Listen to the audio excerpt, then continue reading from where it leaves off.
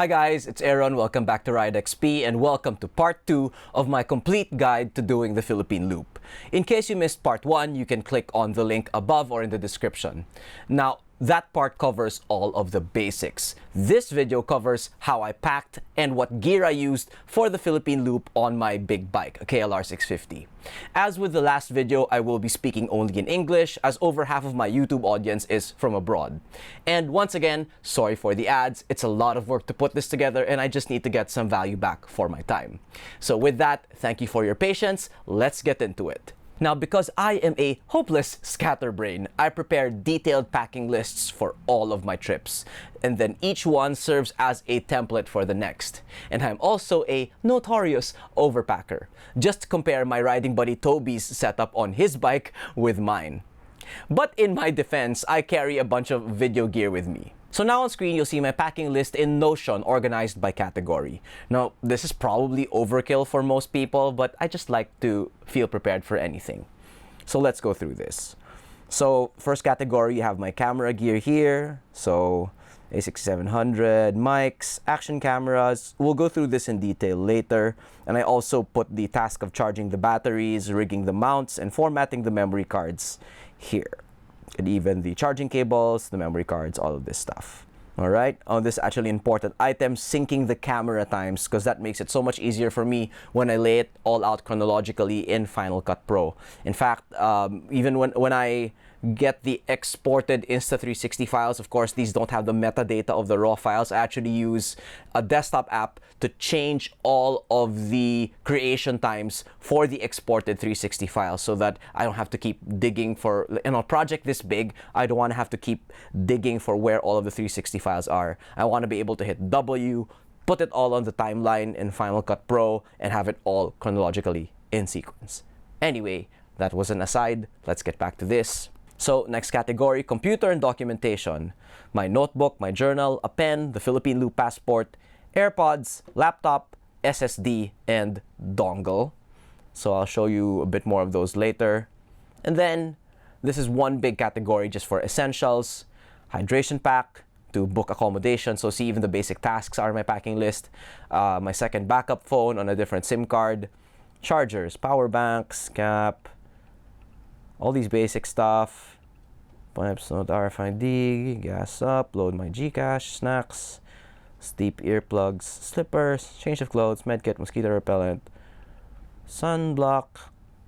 You basically get the picture. So nothing special here, all the usual stuff, including rigging everything to the motorcycle, tools and safety. Now, the final category is camping gear. It's because this is derived from my other packing lists for camping and overlanding, and I just took out all of the actual camping gear and left the essentials, which are the dry bag, my clothesline, and the coffee stuff, which on this trip was actually handled by Toby. So you don't need to bring as many tools and spares as you would on a round-the-world journey, because in the Philippines, you only need enough to get to the next motorcycle shop or vulcanizing shop, of which there tend to be a significant number on the road. If there are two or more of you and say one gets a flat, then all you need to do is remove the tire and back ride on with your friend and bring it to the vulcanizer. So I would just bring, again, basic tools, maybe a spark plug tool, definitely a compressor, zip ties, duct tape, and steel epoxy if I'm going off-road. Now, since my tires are spoked, I also bring inner tubes. And it did turn out handy when I had to change my worn-out rear tire in the middle of my south loop. And you will have noticed from the packing list that I bring a laptop. I don't actually recommend this in general, but it's necessary for what I do as a content creator. And I'll show you how I safely packed it later. With the amount I shoot, I dump footage every night for peace of mind, and I don't format memory cards. Instead, I just bring a lot of them. And this allows me to just bring a single 2TB rugged SSD. This is a Samsung T7 rugged version. So, and I just cleared this in between the north and south loops to make everything fit. And sadly, because of Big Tech's insane obsession with data centers, these now cost a small fortune. But basically, I'm lucky that I bought a whole bunch of them right before prices went to the moon. Anyway, drone footage, I back up even in the middle of a riding day when there's a long break, because you never really know when a flyaway could occur. So if I have a money shot from earlier, I make sure to secure the data ASAP. Additionally, when I have rest days and or good internet, I do a temporary backup to the cloud for extra peace of mind. So using a premium file sharing service like Smash or WeTransfer, which I use to send large files to clients. So that lets me upload hundreds of gigabytes at a time and then send them to myself. This only lasts for weeks to a month, which is just enough time to secure my data until I'm able to back up to long-term storage at home. Moving on. Clothes. It's easy to pack for Philippine weather. You just need a couple of sets of quick drying clothes, waterproofs, and your sleeping clothes. Pack underwear as you like. I bring a week's worth, then wash a few every 2 to 4 days. And then I have 3 pairs of socks. That's just 2 quick dry pairs from Japan and 1 waterproof pair for when my boots are already wet. Weather is just either hot and humid or wet and humid, and that's it.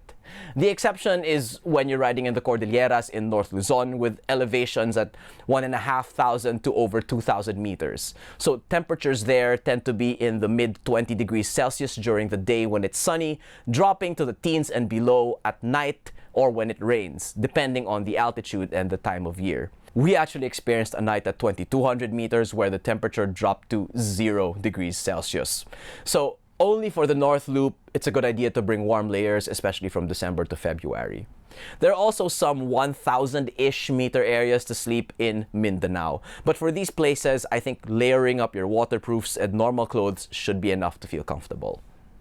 And a note on wearing waterproof gear. Unless you're in the higher mountains where it can get really cold, or you face a long and constant downpour, it's usually too hot to bother putting them on. We almost always chose to get a little wet, and then usually just minutes later we would be able to dry off in the sun and wind. Now for riding gear, let's start with my helmet, which is the LS2 Explorer Plus Carbon from Moto Market. This is a good touring helmet. It's comfortable, relatively light, and allows lots of airflow. Wind buffeting was not a problem due to its design that lets the wind through the peak, and also due to the KLR's excellent wind protection. But of course, lots of ventilation also means you do need earplugs to protect your ears from the wind noise. Under that, I wear Dry Plus balaclavas. That's a local Philippine brand. They're the best and not expensive. Now for gloves, I use these Troy Lee Designs off-road gloves from FJ Moto Enduro in Marikina. I love these because they're light and give really good feel, and they dry fast. With the trade-off being that they're not as protective as your normal road gloves that have armored knuckles and armored these parts of your fingers. I don't know what you call them. For upper armor, I first used my Revit Tornado 2 H2O from Moto Market without any of the inner linings. That was during the North Loop. We rode in January, so the temperature was cooler and the north is less humid than the south. Now for the south, I switched to wearing this full mesh Under Armour with a jersey on top for sun protection. So this is from Moto Market. It's Comine, so it has the chest protector, level 2 back protector, and these level 2 pads that also are the same pads that they use in their jackets.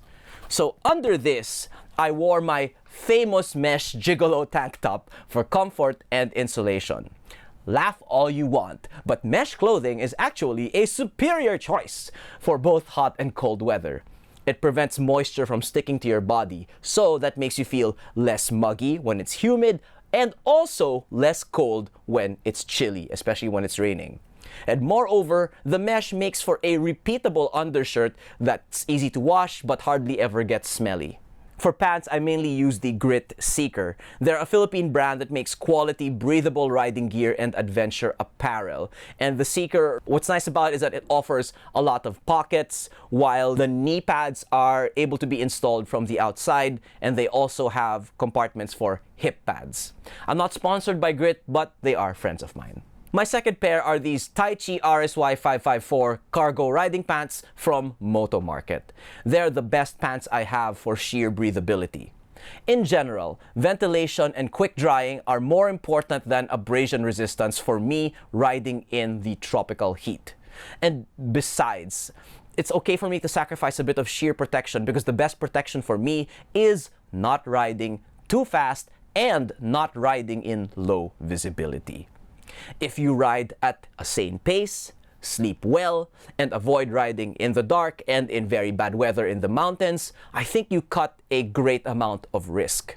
But still, riding a tall and heavy adventure bike, I don't compromise on riding boots. For the North Loop, I use these Falco Level 2 MX boots. They provide full MX boot height, but in a softer, more comfortable package. They're kind of like upgraded adventure boots. These are from FJ Moto Enduro as well. For the South Loop, I used my Alpine Stars Toucan Gore-Tex boots. They're not as tall but provide more rigid protection as true enduro boots. They're basically a notch below the popular Tech 7 enduro boots in both protection and price. Now, if I were riding a scooter or a small street bike, I would wear lower, more comfortable but still armored boots. Now let me show you how I packed everything. As previously mentioned, the North Loop gave me an opportunity to test and tweak my setup. And the most important change I made was chucking the backpack. Because even the best chest-supported backpacks will be hell for your shoulders over the course of a long multi-day ride. I'm not Adam Riemann or Lel Pavey. I do not want to wear a regular backpack for rides over 3 days long. So let's go over what I have using this footage from my pre-trip packing video. So the KLR has these lockable OEM side cases that have a 5 kilo weight limit. As such, I put items in there that are at least 2 of 3 criteria: bulky, light, and needing easy access. So in there are all of my tops, my underwear, and my socks, which I put in these Decathlon roll top sacks. I also stick a few accessories in there like a headlamp. I also put non-delicate things that I can just lock in and leave in the bike. These include a first aid kit, a compressor, tools, zip ties, duct tape, cargo straps, and inner tubes. Then I stick a tumbler, a small umbrella, a cap, toilet paper, and my Peak Design travel tripod in there. Now on top of all of these, I just stick in my waterproofs in one of the side cases. And what these also do is fill up the space to keep things like my tumbler from bouncing around too much inside the cases. And then basically, when I unpack at the end of the day, I just take out the roll top sacks and stick them into my duffel bag for easier transport. Which leads me to my next piece of luggage, the waterproof duffel bag. I actually had to change bags in the middle of the trip because the original bag already opened up. Basically, the adhesive already gave in. Here's the original one beside the one that I replaced it with. They're the same design. The original one is a Rhino Walk and the new one is a Lobu, being an improved copy of the Rhino Walk. Now, what I love about both of these bags is that they don't need rain covers and they have just the perfect amount of room, 40 liters, 50 liters. And they're quick to attach to the bike as well. They just use 2 self-tightening elastic bands attached to 4 straps on the bike. So in the duffel go small, heavier things like toiletries, cosmetics, an extension cord, a cable pouch, and this 140-watt Anchor power brick. And I also keep things like layers, a towel, my journal, laundry bag, and pants in there, all of which double as padding for my laptop. The laptop I just put in a regular sleeve and inside a Scrubba wash bag on top of all of these, and then I put some more clothing on top for extra padding. This way, it survived 19 days of riding on a vibey bike with nary a scratch. And I also throw in a packing cube in there that has my SSD inside a padded case, along with a USB dongle, spare gloves, and a spare chin mount. Now the pouch of my DJI Mic 2 also stays here, along with a charging case for my Sony Z battery and the charger for my drone batteries. And finally, there's a pouch of medicines, a sleep mask, and sleep earplugs. Next, on top of my duffel, I have this waterproof 20-liter Rhino Walk tail bag. And this basically replaces the storage space I lost when I gave up the backpack. In the tail bag is my mirrorless camera, which is itself inside this padded waterproof dry bag. It's a great find from Yodobashi Camera in Japan. And basically I throw in other electronics when I need to, like a bigger power bank and the cable pouch. What happens is that the entire duffel insulates my camera from the vibrations of the motorcycle. And I've proven that it won't break cameras from vibrations the way putting it in a top box would. So basically, I cinched the tail bag under the same elastic bands that secure the duffel to the bike. Nice and quick, uncomplicated. Admittedly though, there was one casualty, which was the UV filter, which shattered while it was attached to the camera, but fortunately no harm was done to the lens itself. Next, up front, I put my Rhino Walk Mechanic tank bag. So this contains accessories I need within easy reach, including my drone remote, ND filters, most of my camera batteries, my memory card case, a small power bank, and a few power cables. And then I also stick in a fan, cleaning cloths, surgical gloves, hand sanitizers, lens wipes, and also toilet wipes. And I also have a multi-tool in there. I know, I told you I'm an overpacker. Anyway, this bag also contains this handy open compartment up front. So here I keep my stickers and my Philippine Loop passport inside a Ziploc with a pen, so it's easy to access for when I need my checkpoint pictures. And then this also provides temporary storage for my ferry tickets and papers whenever I'm at the ports. And finally, it also has an insulated compartment that takes a hydration pack, which is included when you buy the tank bag. So I actually used a tumbler for cold water during the hot South Loop, but I still kept water in there in the hydration pack for emergencies. And finally, I wore this Kriega R3 waterproof waist pack for small sensitive essentials. So in here went my Osmo Pocket 3, the charging case of my DJI Mic 2, and my drone, my DJI Mini 5 Pro. Admittedly, it was pretty full, but it worked. It's just that I learned a bit late that I had to use a cloth to shield the DJI mic case because it got scratched up by the base plate that was on my Osmo Pocket 3. And then I also put in a small pack of wet wipes, which provided extra padding between the different pieces of gear. And then in the non-waterproof compartment here were my Tollway RFID cards and the pouch of my earplugs. Now, I actually used to keep the drone in the tank bag, which is a logical and convenient place to keep it. But I realized late that the KLR tank is extremely vibey, and I think it kind of messed with the gimbal on the drone after my North Loop, unfortunately. Now let's move on to camera gear. My main camera on my chin was the DJI Osmo Action 5. I shot in 4K 10-bit in D-Log-M in the 4:3 aspect ratio to get more material for vertical videos. And then on my handlebar, I rigged up my DJI Osmo Action 3, also shooting in 4K 4:3. Now, I opted not to put ND filters on them because it's just an extra thing to think about, and if I forget to remove it when it gets dark or when I'm on rough roads, the footage just looks terrible, too much blur. So, never mind, I sacrificed sheer aesthetics for practicality. Next, I have the Insta360 X5 mounted to the back of my riding buddy's motorcycle, which is how I get this nice front angle.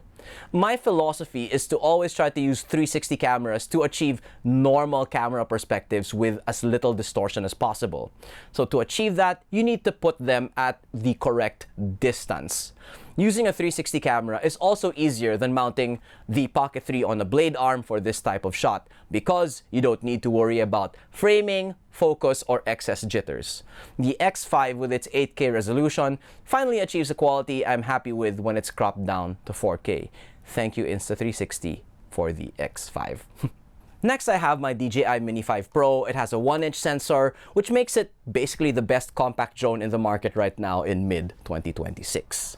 And then, of course, we have my DJI Osmo Pocket 3, which is great for off-bike B-roll and vlogging. And for quick shots, I also just use my iPhone 15 Pro, but I also use Apple Log in the Blackmagic camera app if the scene needs extra quality. Finally, I have my Sony a6700 for stills and for specialty telephoto compositions. But if I can't be bothered to unpack this from the tail bag or if time is of the essence, I just use my iPhone 15 Pro with the photos in Apple Pro RAW for extra quality. And finally, for bike mods and farkles, I actually covered it all in my previous prep video before I did the North Loop, which you can watch here. No changes there, so just click on that video and skip ahead to the appropriate chapter to see that. And I think that's about it. Thank you for sticking around for this pair of videos on how to do the Philippine Loop. I really hope you enjoyed the full Philippine Loop series and that this helps you to do it for yourself. Let me know if you have any more questions below or watch the previous video if you haven't yet. Up next is the final video of this whole series, which is my review of the Kawasaki KLR 650. See you then. Peace out. Mabuhay.